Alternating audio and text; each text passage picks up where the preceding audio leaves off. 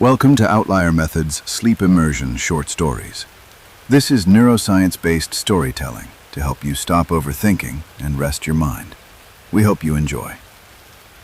Let's begin. You arrive without realizing how far you've come. There is no gate, no sign, no announcement. You simply notice that the air feels lighter here.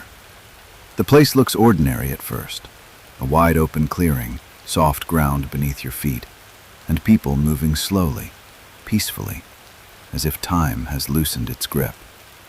No one seems in a hurry. No one appears to be trying to become anything else. And then you notice something else. They're looking at you. Not staring, not judging, just curious. A few people smile gently as you pass. One tilts their head slightly, as if noticing a sound that doesn't belong. It takes a moment to realize what they're sensing. Your tension. It's not obvious. You're not doing anything wrong. But compared to them, you feel busy, tight, like you're carrying something invisible but heavy. One of them approaches you, calm and relaxed, with an easy expression.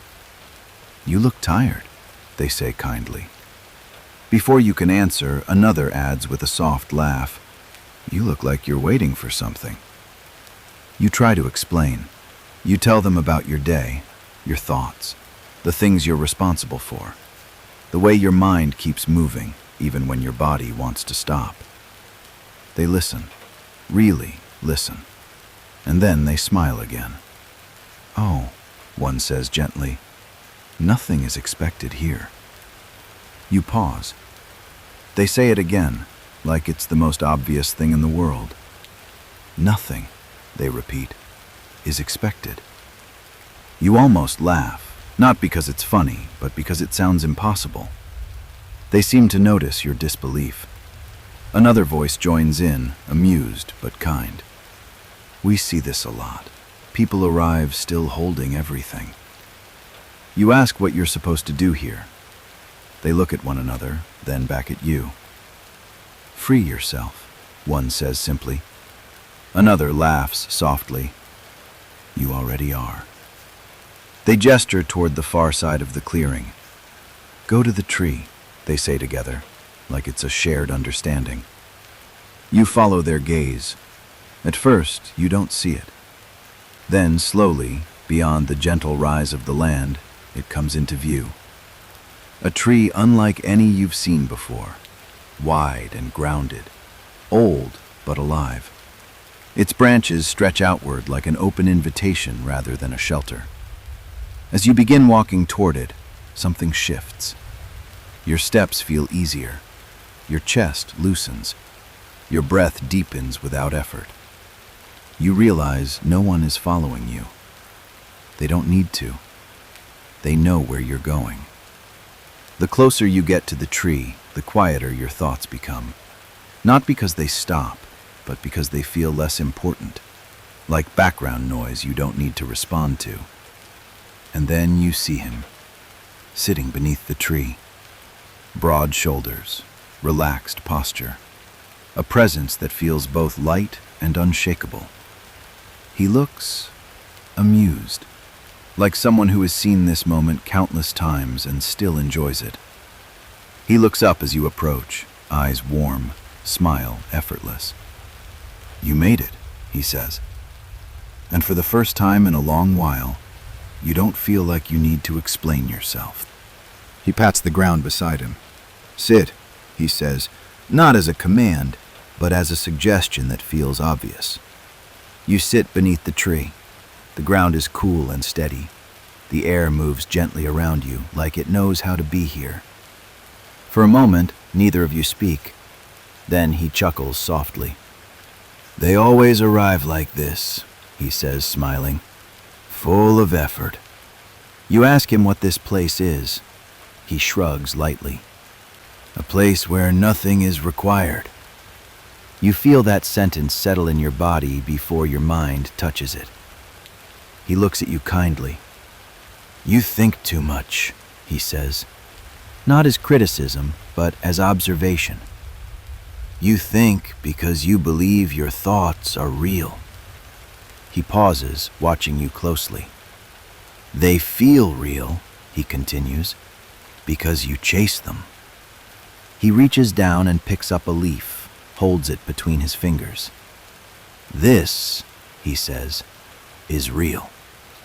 Then he lets it fall. And that, he says gently, is how thoughts should be treated.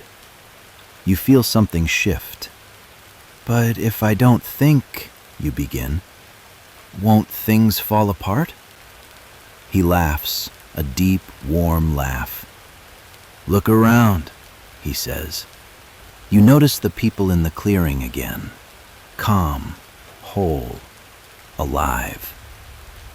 Nothing here is falling apart, he says, and no one is thinking very hard. He leans back against the tree, completely at ease. Thoughts are not the problem, he says. Believing them is. You feel the truth of it before you understand it. At night, he continues, you listen to every thought as if it were a warning, as if it were urgent, as if it were you. He looks at you gently. But thoughts are just movement, he says, like wind, like clouds. They come, they pass. You don't need to push them away. You don't need to follow them. He smiles again. This, he says softly, is meditation.